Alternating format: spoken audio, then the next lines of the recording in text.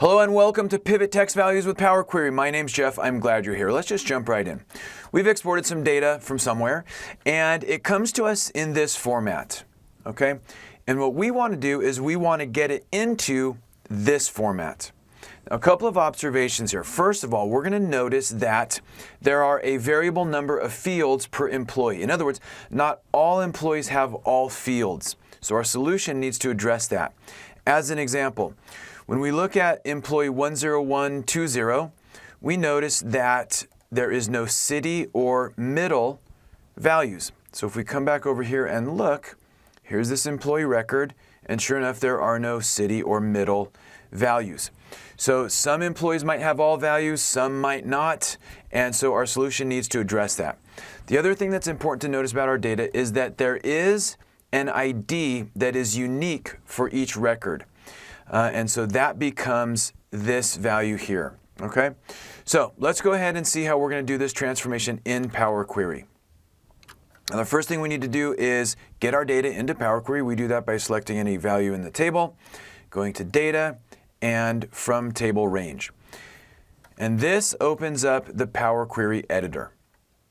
Okay, so the first thing we need to do is split the field labels from the field values. The way that we're going to do that is we're going to select this column.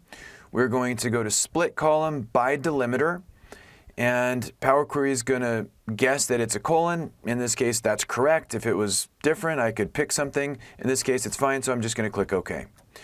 Now we have those columns split.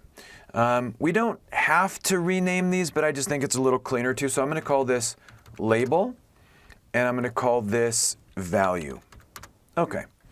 Next, we need to get a column that we can group by, or that's going to identify which rows go with which employee. So the way that we're going to do it is we're going to use this employee ID because it's unique for each employee.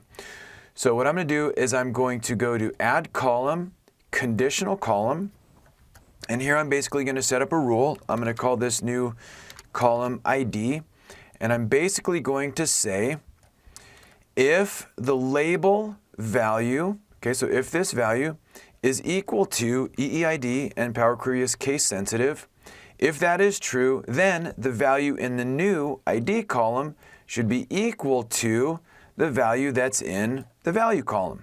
So we click OK, and now we have this. Now, we need this label or this value to appear in all of the rows for each employee.